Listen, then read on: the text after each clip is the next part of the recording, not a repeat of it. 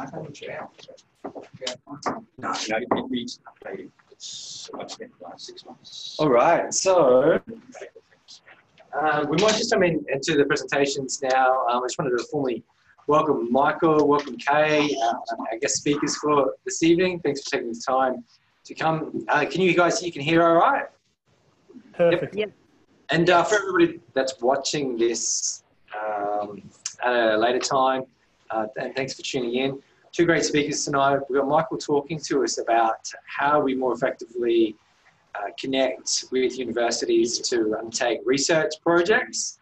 Michael works with the University of Melbourne, who have a contract with the federal government, as far as I understand, to help deliver or help to facilitate more effective connections between university and not just startups, but people that are looking to do research projects. So connecting them to PhD students and so forth. So that's really exciting. So Michael's going to talk more about that and how we can, as entrepreneurs, access that sort of level of support. I know Nicole, as part of Transformative Technology, talks about minimal viable data and the importance of minimal viable data. And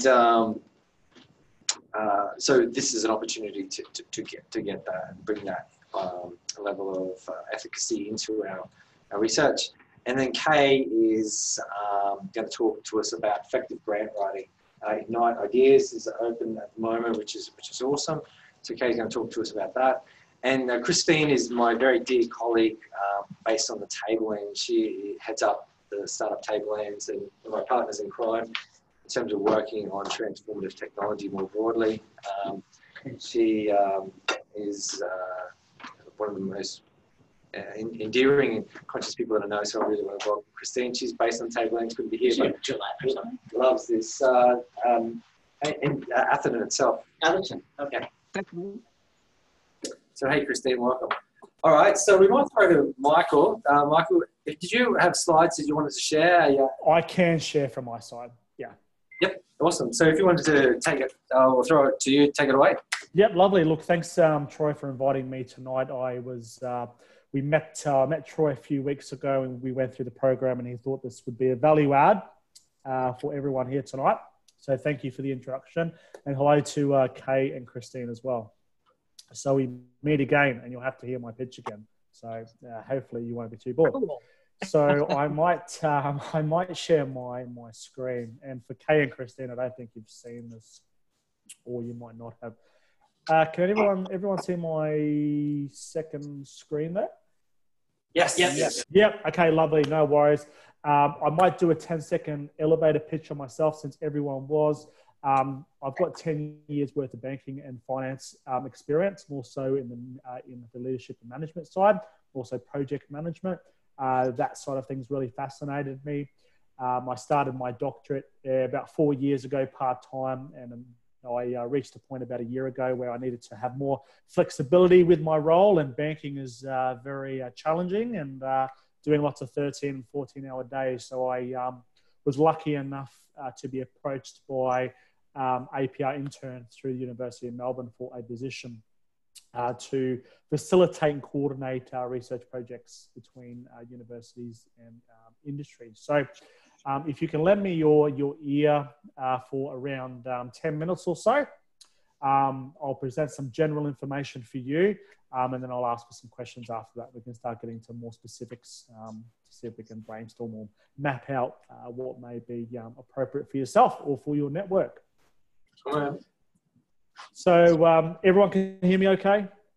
Yep. Yeah, lovely. And I apologise for the darkness. These lights are not good at uni tonight. Okay. Looking sharp, mate. Looking sharp. Oh, okay. Don't stop. Keep going. Okay. So what I always tend to do is I tend to talk about the beginnings of APR internships. So one of the co-founders, Helene Marsh, a former dean of the Graduate Research School at James Cook University, was on holiday in Canada, and she was invited to attend some workshops where a program was being pitched. There was an info session there, and it was called MyTax. And what the Canadians were doing was they were attempting to link stronger relationships between universities and industry. One of those ways that they were doing that was that they were facilitating short-term research projects with the use of PhD students and their supervisors or their mentors. And Helene thought that was a fantastic idea. She knew there was nothing like that in Australia, being part of GRS. And she came back to Australia, and Helene and her network actually pitched to the Australian federal government, more so to the Department of Education and Training. They were hoping for 2 or 3 million, and they got approved for 28 million. So a bit of stress happened there.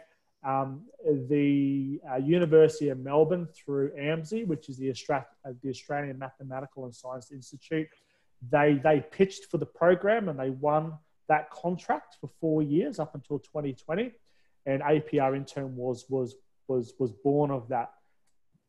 So my role is a research manager or coordinator for Queensland. And I'm heavily involved more directly with these 5 universities: James Cook, CQU, Griffith University, QUT, and the University of Queensland. And I love my role. I meet interesting people, both from the real world and also from academia. And my role is to bridge that gap. So PhD students and graduates are important in enabling industry, innovation, and economic growth. And what the program does is we place PhD students into short-term research projects between 3 and 6 months. And we get the students in, and they're actually backed and mentored by their university PhD supervisor, which is more than likely a doctor in their field or a professor in their field. So we like to say that we get thinkers in the business, and we help them work on some gaps within their organization. So how that typically works, just a bit of a snapshot for a PhD student. Typically, they need to complete something called a confirmation, which is they're pitching their idea, they're pitching their research gaps, and right towards the end, they actually hand in their PhD thesis. So we're looking for students around that kind of middle space that are kind of halfway through their PhD, more than likely. They've spent a few years researching at a high professional level, and they're looking to gain industry experience and work in the real world for a few months. So I'm going to brag for the next few minutes. Our members, I think we've just signed up our 34th university. So we are based Australia-wide.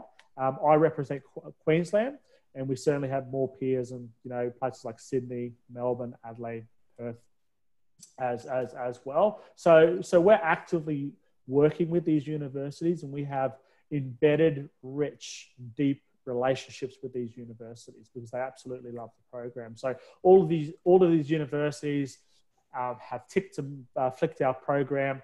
They're happy with the contracts and the types of research proposals the best students do for industry. Our industry partners. So when I was making this slide,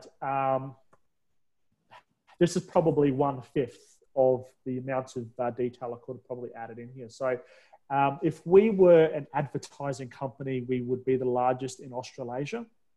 We deal with the big players here, with the 4 big banks, CSIRO, a federal government, state government, local government. If you look up the top there with the DST group, they facilitate Defence Force application for the Australian Defence Force. They have signed up 100 of these students nationwide. So we're dealing with some fairly significant players. And I suppose when I'm networking, I more than often have links. My peers have relationships with people in these industries. So if you're looking to connect, more than likely I'm the person to help. So Australia's PhDs, these stats are something that Canada found consistent as well before the program. And there's a view within corporate world that PhD graduates are only, valuable if they've got experience or they're somewhat valuable. And we're trying to change that narrative around. I saw a stat the other day, only 1 in 20 PhD graduates will actually work in academia. So the other 19 need to find a job. And this is one great way that we're segueing that through. So at the moment, this data is a little bit old. We're creeping very close to 500 internships nationwide, past over 30 universities. And you can see there the 17 fields of research where we have telecommunications, banking and business, professional and scientific services are fairly high there, and also government and transportation and utilities there as well. So I'm always amazed at the types of research projects that I talk about with clients, and certainly the ones that are signed up consistently as well. So let's talk about how this works with some real world examples. Let's talk about one of my networks. So I've been dealing with a 3D printing company that's based in Victoria. They do a lot of exciting application, more so with the Royal Navy. And some of the stuff coming out of there is absolutely exciting and thrilling. I wish I could tell you all about it, but one of the perks of the job. So my network would approach me, and I'll give you a great example. They said, Michael, we're having problems with our software. We need someone with artificial intelligence and deep dive learning to come into our business, to look at our coding and to facilitate better methods of coding so that we can try different methods of 3D printing. Okay, and they've got experts on the ground, but they were looking to coordinate a research project with the university. So we spoke about it, we defined a bit of a project, and I went out to identify and match. So I reached out to my network within the universities. I started sourcing students and supervisors, and I started talking about the research project. So there were a few candidates there. The candidates went through a normal employee selection interview, and one lucky student was actually selected. So from there were a number of brainstorming sessions to develop a detailed project plan. So the student just doesn't walk into a business and says, hey, I'm here on day one, what are we looking to do? This is all pre-prepped. A lot of the time we will identify between 3 to 6 research objectives, and those research objectives are clearly defined. We talk about the type of activity that needs to be done over a timeline there as well. That project plan is finalized, and it's actually placed within a contract. This contract has been obviously approved by all of the universities, but the contract has things like terms and conditions and also the project plan there. So when the student starts, everyone's got a great idea about what's going on and how the student and also how the supervisor can assist that business. So if we have supervisors that are in the same city, some actually love to actually walk on site and actually spend, like a day every fortnight actually working with the teams. And businesses are absolutely thrilled with that. They've got expertise from unis coming in to work on site for them. Brilliant. Okay. And then the project starts. So throughout the project, there's a few milestones. There's regular check-ins from myself. So I touch base with the student, with the industry body, and also the supervisor to make sure that everything's working well, the research is happening on time, relationships are being formed, and everything's on track. The student will do a mid-presentation, and that's just a kind of informal get-together where we kind of have a discussion about, is the project on track or off track? If it's off track, what do we need to do to get it on track? And last but not least, the student will do a final presentation. Now, dependent on IP, intellectual property, that final presentation may be very closed. So myself, the student, the supervisor, and the industry body. If it's not IP protected, sometimes the industry body will actually look to do a presentation or have the student present at like a university or a public forum, or have their network actually come in and say, hey, we're doing this great work. These are the things that we're working on there. So very successful. So there's a lot of benefits for the student. So it is an internship. It's a research internship, and it's a paid research internship.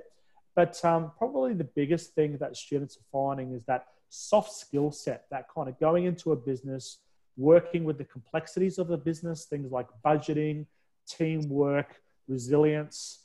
Those are the types of skill sets where the students are walking away and go, hey, I had no idea that my research was so close aligned with budgeting. And I wanted to do this over here, but we couldn't due to budgeting. So there's a lot of benefits there. Let's get that I'll talk about for them because they've done so well. And every single one of my students have been offered a job, which is absolutely fantastic. And the benefits to you, to aligning a relationship with the university. Some of our surveys, so 70% of our partners indicated that they had moderate or no experience working with universities or a university-based researcher. Okay. What's really good about these stats is over 60% of the academic mentors indicated that they wish to continue the collaboration beyond the internship. So they want to work together with you guys. You know, this is perhaps one of many, and certainly a lot of supervisors, doctors and professors, sometimes they don't know how to network and they don't know what to do or how to start things. And this is a great way to get the academics involved with you guys as well. 75% of our partners indicated that they held new industry partnerships, ongoing partnerships. And as I said before, that number's creeped over to 20% of our interns are newly employed, which is excellent. So things to consider. I've broken it down from your point of view, but also the point of view of the students and supervisors. So one of the first things that I always talk about is budgets. So in regards to pricing, it's probably not appropriate to go through pricing today, but the program's not free. But there are rebates available through the Department of Education and Training that do go up to 50%. And I know Troy does know the numbers, and I spilled my candy in the lobby to Troy. And Troy, you said it was a lot lower than what you thought? Yeah, I was actually really surprised at how affordable it was. Yeah, that's right. So sometimes, I work with the, sorry? So that was before the rebate was applied.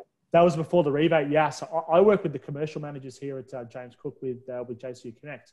And if you're looking for traditional methods of a university going in with a package, you know, you're looking at hundreds of thousands, being realistic there. So knowing what your budget is, you know, I ask the questions, you know, have you done R&D before?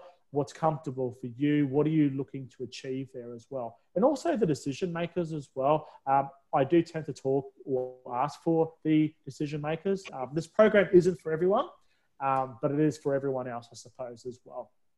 The type of contract we have, typically with your larger organizations like CSIRO, it can be a little bit difficult getting these contracts through if they've got challenging legal frameworks.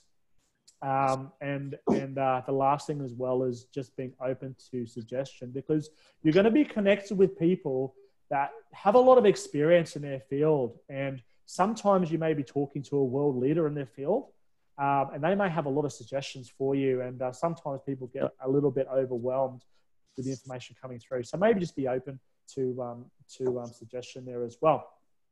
Things that I typically ask for students and supervisors are different types of questions there as well, but with the supervisors, I do kind of take them aside and say, hey, look, everyone understands that you're academically brilliant, but you need to be open to suggestion, because these industry partners, they work in the real world, and they probably have a lot more exposure to what's really happening in the real world. So it's them being open to suggestion as well. That makes everything happy. So In a nutshell, I hope that really makes sense. That's just kind of a generalized idea about what I do. I collaborate research projects between industry and university for 3 to 5 month projects. Stress versus productivity. This happens to all of us. And I suppose the majority of my day is taking calls and people say, hey, Michael, I've got this idea. We're thinking about doing this over here, but we're not sure how to start, or we think we know what we need to do. Who do I need to talk to? And typically I'm aligning conversations between industry and university staff there as well. Cool. So there's my contact details. I might turn it over to you now for any questions. I got a couple to lead with, I guess, is a question around IP that's generated as a result of the research project. Where that sits, does that sit with the industry person, industry partner? It's all dependent. So I have a student at the moment that's doing a cost-benefit analysis for water infrastructure for the Cairns Regional Council. And that student is actually going to be using that data set and the research outcomes, and she will actually be using that as a chapter within her thesis. So that's not IP protected, right? Other examples, like the 3D printing company, a student was doing 3D printing applications for the Royal Navy, and that was absolutely IP protected. Gotcha. Yeah. So it's really just dependent. And yeah, something that's negotiated on an individual basis per project. Then my follow-up question was around linking this, and this may be something that Kay could answer as well, like the R&D tax incentive, like this is something that could be aligned to the R&D tax incentive, claiming a rebate there, do you think?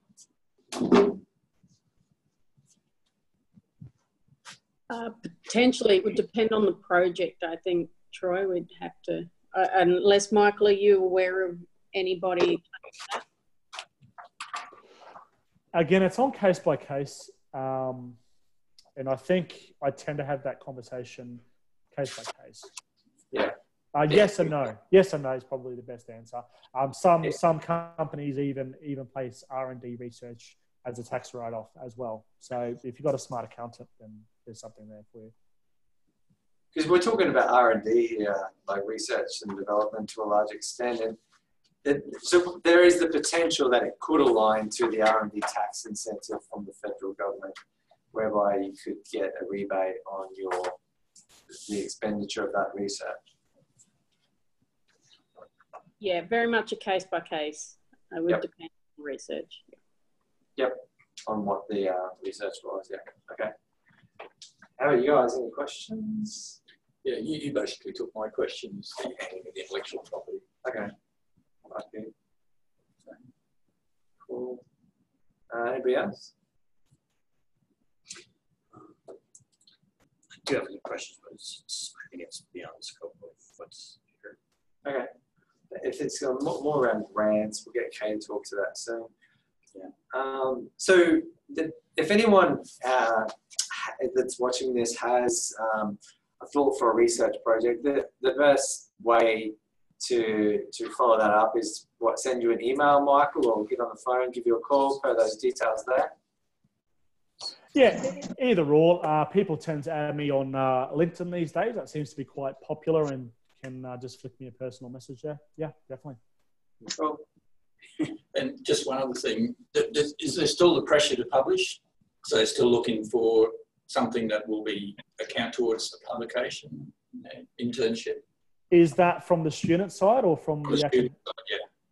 Yeah. Look, not necessarily. I would say that a majority of our research projects are not aligned with the student's thesis. Mm-hmm. Oh, yeah. Okay. Yeah.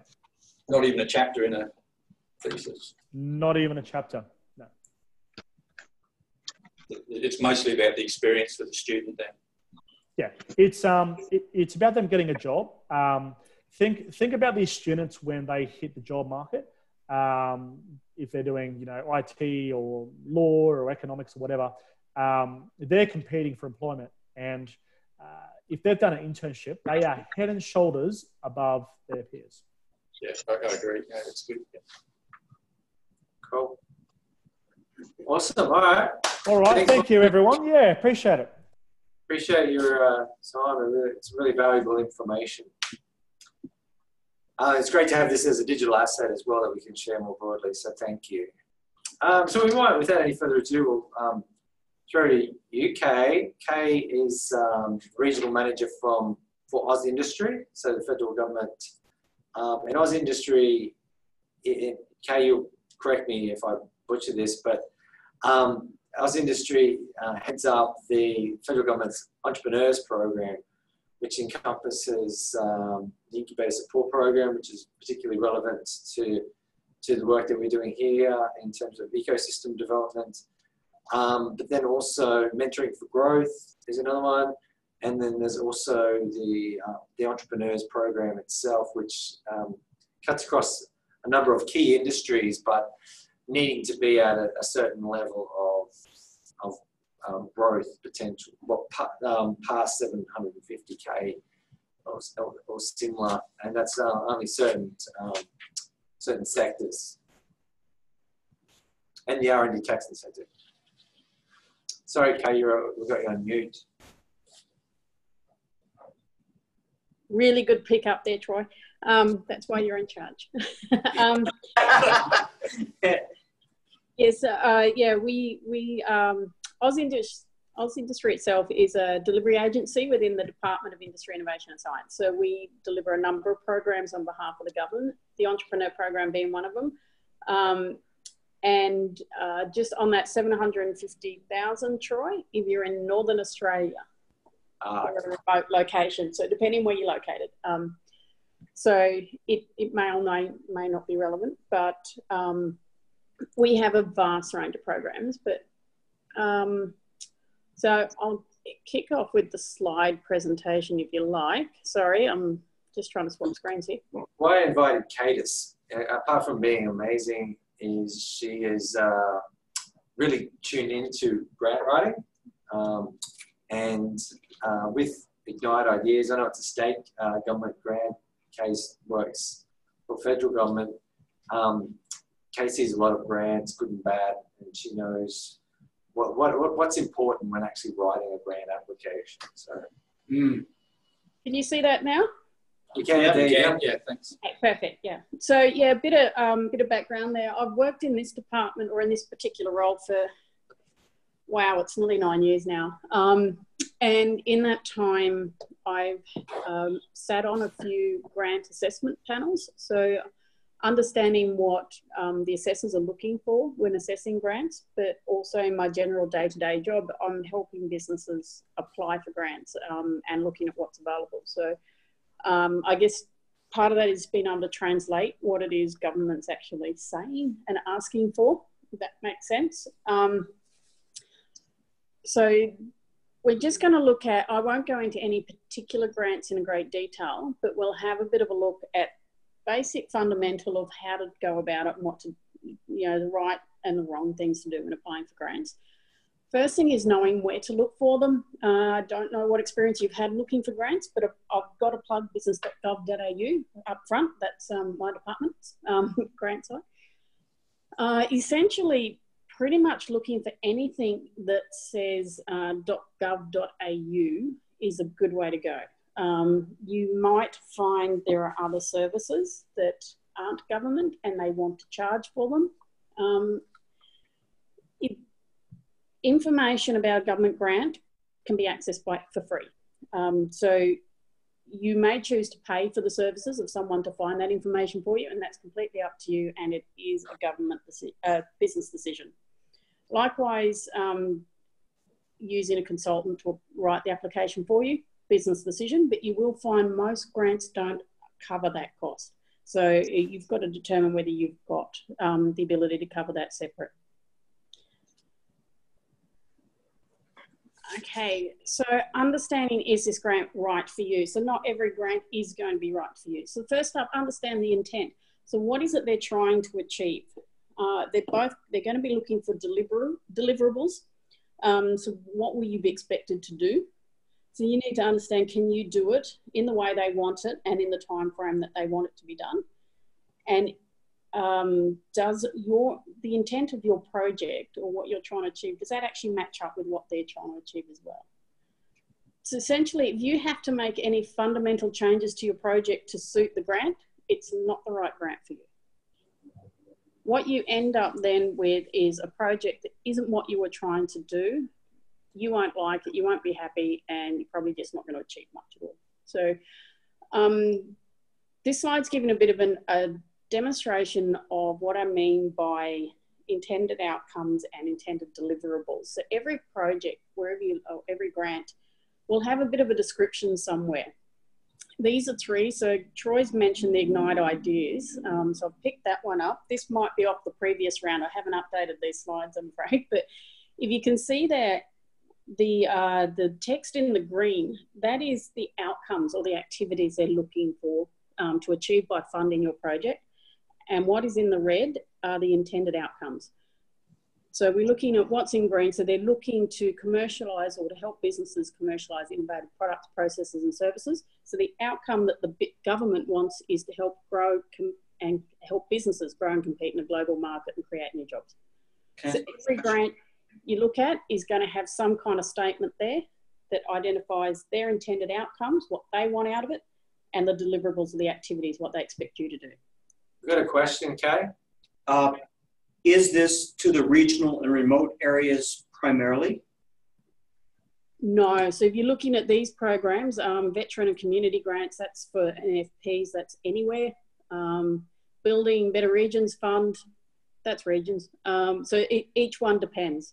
But each grant, whether it's regional, remote or a metro area, it's going to have the same kind of principles in terms of what is it the government's trying to achieve by it and what are the activities they want you to do. Okay. Yeah. Cool. Okay, so the next step, know the rules. Read the guidelines. Every grant is going to have a set of guidelines. So that will set out the rules that they expect you to live by, but also that they will live by. So there's a few things in there around entitlement versus meritorious. Some grants are an entitlement or some programs are entitlement based. That means meet the eligibility criteria and you should be fine with getting that funding. Meritorious is competitive. So you're probably going to have merit criteria to apply or to address. That means you will be competing against that merit criteria. So everyone else will be as well. You want your responses against those merit criteria to rate highly. So understanding delivery timeframes. When does the project have to be completed by? And when can you start? They will have something like that indicated. So it might be from the day that they sign a grant with you, or it might be from the day that you've been advised you've accepted. I have seen somewhere you can start the project straight away, but you are then running the risk of not being funded potentially. So you might be starting a project that you're not going to get funding for. So understand exactly what those timeframes are. If you start a project before the time that you're entitled to, any costs incurred won't be covered. So eligible versus non-eligible expenditure, the set of guidelines will set those out. So know what you can and can't cover in the grant. Applicant versus project eligibility. So you might be an eligible applicant, but your project's not, or vice versa. Understand both of those things.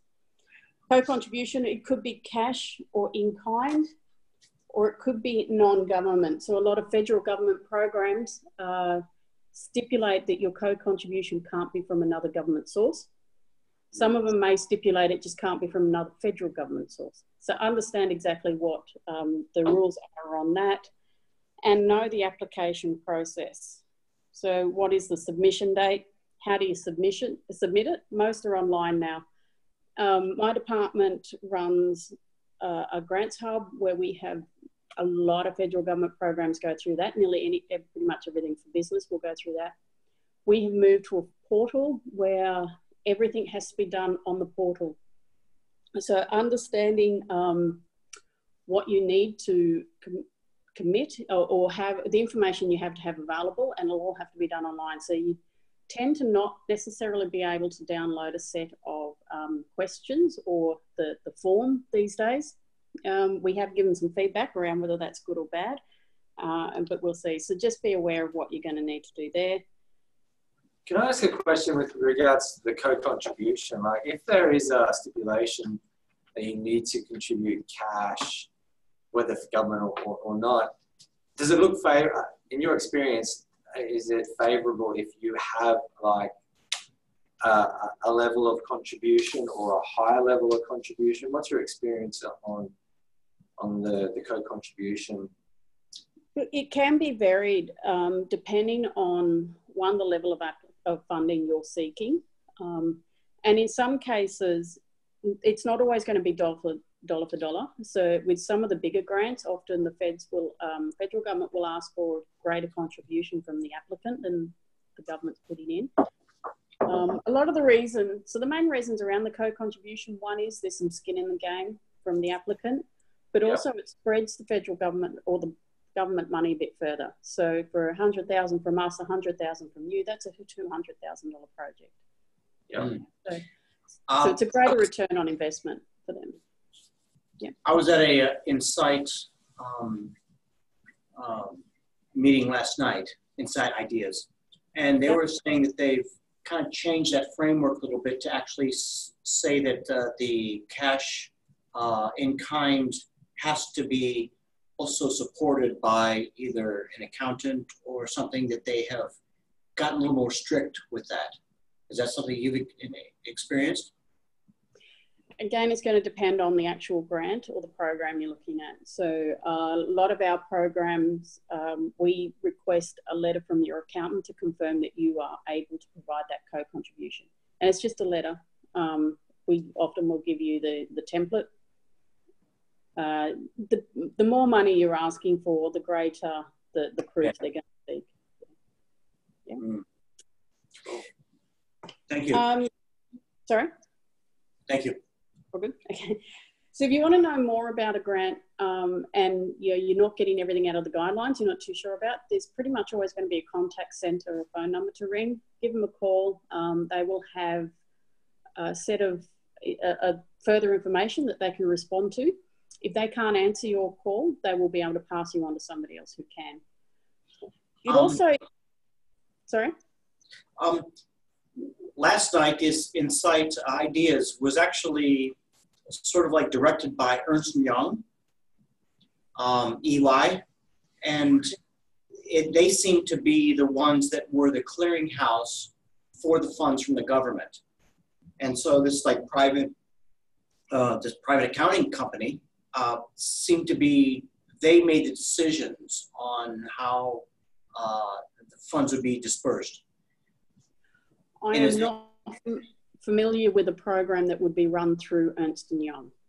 Insight Ideas. Insight Ideas? Oh, sorry, Ignite Ideas, yes. Ignite Ideas? There's a panel of assessors. Yeah. Panel of assessors that actually review the applications, and then it's like independent assessors, so it's not actually Ernst & Young. I was actually an assessor for the last round of applications. Oh, really? Yeah, so it's people like me in their community that do the assessing on behalf of the government. We're giving guidelines, a framework to actually assess against. Yeah. Mm. Yeah. So the way we run it for anything in my department, we have a team of assessors who go through the assessment process. Again, depends a little bit on some programs, but generally they'll go through the process of assessing. They'll award merit criteria. It moves up another level. It gets assessed there, and there'll be maybe a panel who make an ultimate decision. Some programs will have a ministerial panel that makes the decision. They don't all have that. So each one, that'll be set out in the guidelines. You'll know whether there's a ministerial decision or if it's done by a program delegate, which is somebody who's high up within the department who makes that decision. Previous recipients are another good avenue of information. If you know somebody else who has been awarded a grant previously under a program you're looking at, give them a call. See if they've got any sort of tips on it, give you some of their experience, good, bad or ugly. Now, this is a screenshot from business.gov.au, setting out the key documents. So any programs we have listed on there, we will have an area you can go and look at key documents associated with that program. This is the biggest list I've ever seen. Some of them only have 2 or 3, but anything that's there, have a look at it and look through it. It'll give you an understanding. In this one, for example, it shows you what a sample of what the grant agreement will look like. So you understand what it is you're going to be signing off if you're awarded. There's pretty much always going to be a fact sheet and or an FAQ section as well. You'll notice on this one, it has that accountant declaration template. So that's providing that proof that you can do the co-contribution. Okay, so if you've gone through all this process and you've picked something and you're ready to apply for the grant.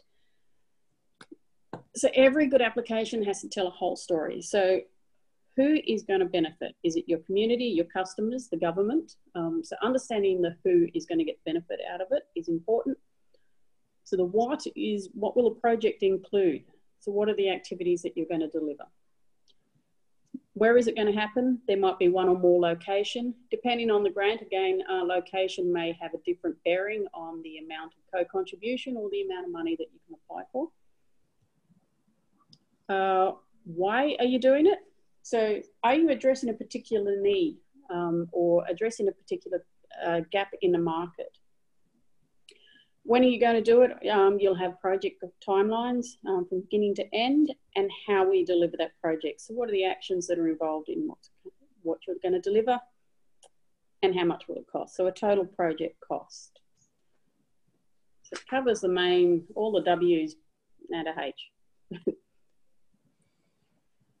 Okay, so when it comes to addressing merit criteria, and I'll stress not all grants have merit criteria. It depends on what you're going for, but a lot of them will do. This is where really you need to have a strong argument that comes in.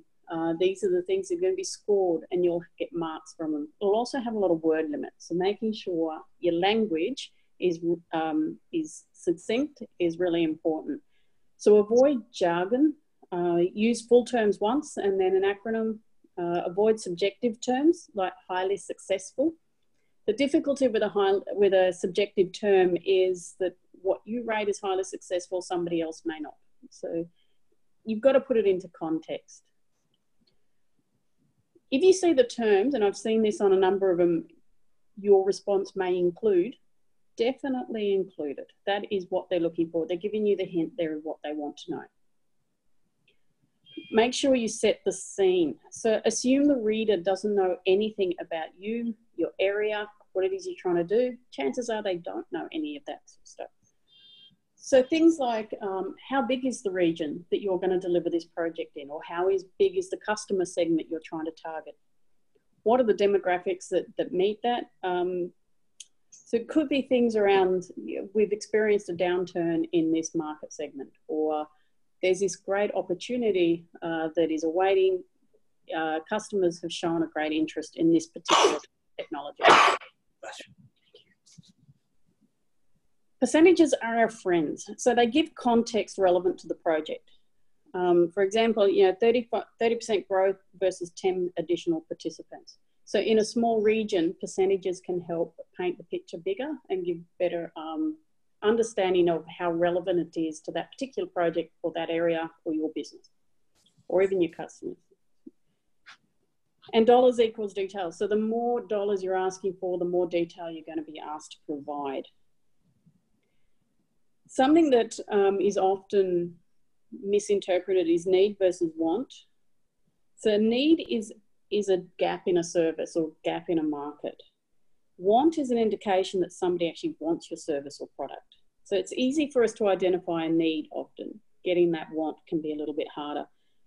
And that can be done through using things like examples of past usage, if applicable, or survey results, if you're able to get that out of your customers or potential target market. And evidence. So providing evidence of reports, surveys, etc., anything that backs up your claim, and letters of support confirming interest from potential participants or project partners is really important. So these are a couple of slides I had intended to delete out, but clearly are still there. So this is just gives you an example of what a merit criteria in, say, the Better Building Regions Fund program looks like. So they're looking for impact of grant funding. This is a very common one. It's one that's sometimes hard to understand or justify. So what we're looking for is what a difference is this grant funding going to make to your project? So it could be things like, what other, they've given us an example in this one. So will it leverage other investment? What's the likelihood the project will actually go ahead without the grant? It's that comes across as an interesting question sometimes. So things are, if you're absolutely going to do it anyway, maybe you don't need the grant. If you're going to do the grant sooner or at a larger scale as a result of the grant, then that's probably a more favourable response. Yeah. I'll skip that one. So, supporting information. So as I said, evidence is really important. So whenever you make a statement, it's important to back it up with some data or with its source particularly. So areas to seek data is the ABS, the economy.id.com.au. I'm not sure if any of you are familiar with that one, but a lot of local councils have signed up to this service, and it can give you some demographics around of your local government area. The Queensland Government Statistician's Office is another really good one that goes alongside the ABS. So you can get demographic statistics around a particular region or a larger region. You can pick a few LGAs to include in it. I love playing with data, so I find these sites really interesting. I know not everyone does, but anyway. You might also be a member of an industry organisation, anything like that that can give you some data to back up the claim you're making really goes a long way. It's a bit like if you've ever done any recruitment and you've read somebody's resume and you think, yeah, it sounds good, but I'm just not too sure. You know, give some evidence that backs it up. Right? Letters of support. This is a really interesting one that some people can do really badly. If you have 20 letters of support that are a clear copy and paste of each other on somebody else's letterhead, it's not a good look, okay? We know when the same person has written every letter of support. And letters of support really should be supporting the project. It's not just to say that, look, Troy's a good guy, give him some money. It's got to support the actual activities that are going to happen. It says, you know, we believe in this project for this reason. We are going to be involved for this reason. This is what our involvement is going to be. So especially if the application has indicated a project partner who is providing any financial or even non-financial contribution, we will want a letter of support from that project partner stating exactly what it is they're contributing. Yeah. Okay, and just a few sort of top tips. Answer the question. ANSI attachment is absolutely not an answer. You would be surprised. If the grant assessor has to go and read an attachment, chances are they're not going to find the right bit in the attachment, or it looks like you couldn't actually get your answer down to the word limit, and so you've just attached a document. No, that's not going to cut it. It's lazy. Yeah, absolutely. Answer the question in the right place. And I have seen continued from question 1. You're cheating yourself actually in that if you can't stick to the word limit on question 1, you're actually taking space out of question 2. So get your word limit correct and make sure you're answering correctly. Also, I've seen refer to question 1. If we've asked it, sometimes a question will look like a very similar question. Get somebody else to read the 2 questions and just clarify. We are asking different questions. So question 2 should not be the same answer as question 1. Avoid unnecessary words. Yeah, again, you got word limits. Don't waste them. So things like naturally, it is known, obviously, they're just not necessary words. Naturally. And again, yeah, what's natural to somebody might not be natural to somebody else. And subjective words. Yeah, successful, huge, highly. instead of those sorts of words, describe why it was successful. So instead of highly successful, try receives 90% satisfaction rating. Give an understanding of why you consider it to be successful. Numbers are good, percentages are great. It just tells that story a little bit better. Okay, validate and reference. Again, back up your claim. What was the source of the data? How did you know whatever it is you're claiming? Tell the story. So what do you need to do and why are you doing it? The person assessing the grant probably knows nothing about where you are. So you need to paint a picture. And depending on where you are, you may need to elaborate on some of that, or not elaborate, but give a broader picture. So for example, businesses that I work with, especially not-for-profits up in this area, if you were going to do any construction work and you have to do it over the wet season, you would factor in extra time because chances are you're going to have downtime. Give that explanation. Somebody sitting in Melbourne isn't going to understand why it takes longer to build something between November and February in North Queensland than it does in Melbourne. So give the story and give the explanation. And does a layman understand it? Make sure you get somebody else to read it. It's actually good practice to get somebody who knows nothing about what you're doing to read it and tell you what it is they think you've written or what it is they think you're trying to achieve. If it's right off the mark, you might need to look at how you can better explain it. Just remember, if you're writing this, you're probably very, very involved. You know everything, and you've probably missed one or two things. So getting somebody else to read it who doesn't understand it will help really just give that clearer feedback.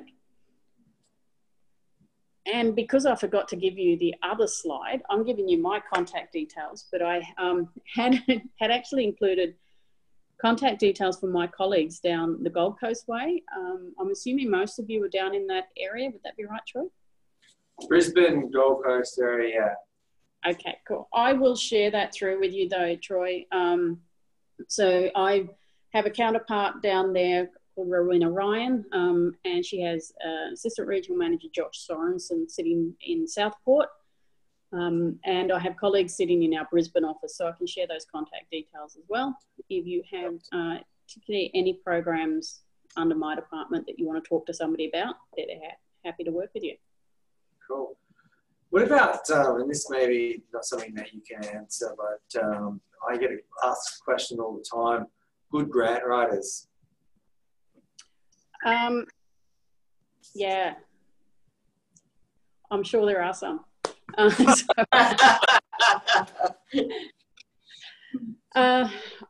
not allowed to actually recommend anyone. From a government perspective, we can't do it, can't be seen to favour anyone. But also, if I haven't seen somebody's work, I won't recommend anyway. Look, the best tip I would have for finding a grant writer that you want to work with is talk to other people you know who've used one, get some feedback. Did they enjoy it? Was it a good experience?